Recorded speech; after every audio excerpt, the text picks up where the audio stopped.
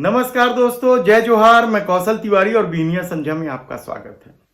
पाठ्य पुस्तक निगम में करोड़ों रुपये के किताब घोटाले को लेकर अब कांग्रेस सीधे सरकार पर हमलावर है। इस प्रदेश का सबसे बड़ा घोटाला बच्चों को पढ़ने वाली किताबों का घोटाला भारतीय जनता पार्टी की सरकार में हुआ और मैं समझता हूँ 150 करोड़ से भी बड़ा घोटाला है। आज भी हर स्कूलों में किताबें कमरों में भंडार पड़ा हुआ है, बच्चों के पास किताबें नहीं मिल रही है। दूसरी महत्वपूर्ण बात, जांच समिति सरकार ने बनाई। जांच समिति में जो 5 लोग थे, हमने पहले ही कहा, उसमें 2 लोग दागी हैं, 2 लोग भ्रष्टाचार में लिप्त हैं। सरकार ने जांच कमेटी में उसमें से एक व्यक्ति को, जो महाप्रबंधक हैं, उनको सस्पेंड किया, उनके ऊपर कार्रवाई की। लेकिन उस जांच कमेटी का औचित्य क्या, जिसमें खुद जांच कमेटी में जो सदस्य है वो भ्रष्टाचार में लिप्त है? तो उस जांच कमेटी का कोई औचित्य नहीं। ये बैठक में निर्णय लिया गया।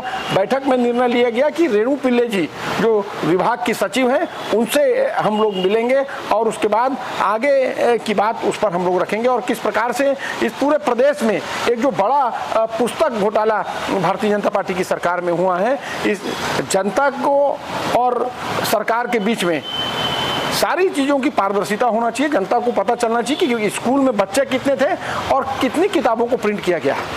वह इस मुद्दे को किसी भी हाल में नहीं छोड़ना चाहती और इसकी वजह विभिन्न स्कूलों में वितरित नहीं करने की वजह से डंप किताब है।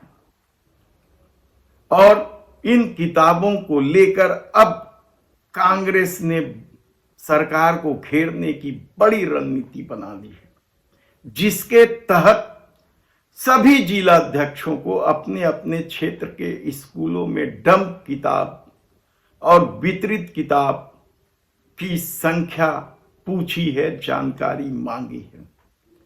तो दूसरी तरफ शायद सरकार इसलिए घिरी हुई है क्योंकि उसने जब जांच समिति बनाई तो उन 2 लोगों को समिति में रख लिया था जिन पर ही इस घोटाले को अंजाम देने का आरोप है।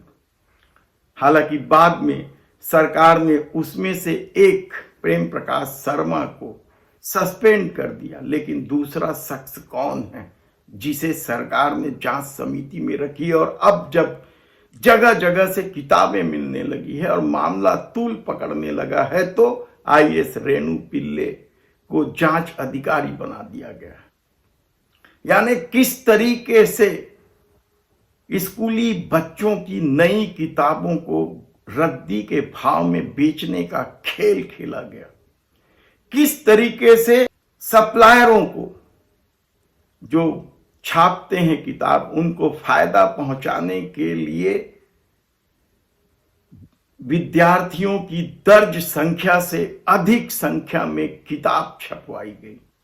इस पूरे मामले को लेकर रायपुर पश्चिम के पूर्व विधायक विकास उपाध्याय लगातार सरकार पर हमला कर रहे हैं।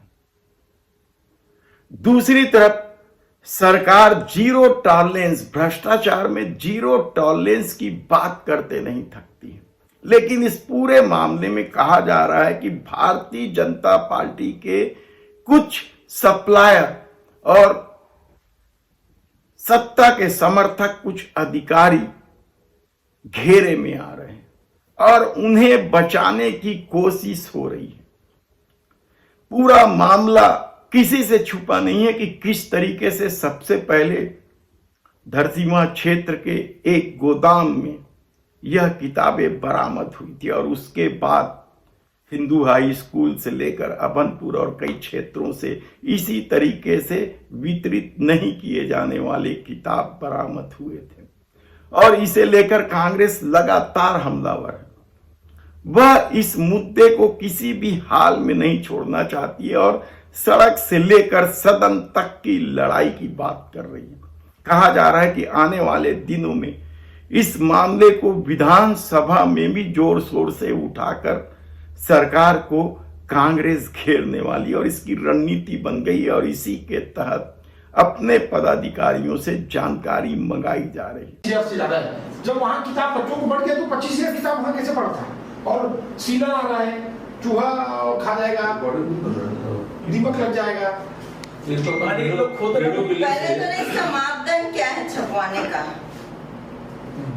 किस मापदंड पे छपवाना है? ये अपन रेणु पिल्ले से मिलने जाएंगे ना, तब बात करेंगे। आज जो अपन इसमें निर्णय किया, आज जो बातचीत करके क्या लिखे समिति रेणु पिल्ले से मिलेगी।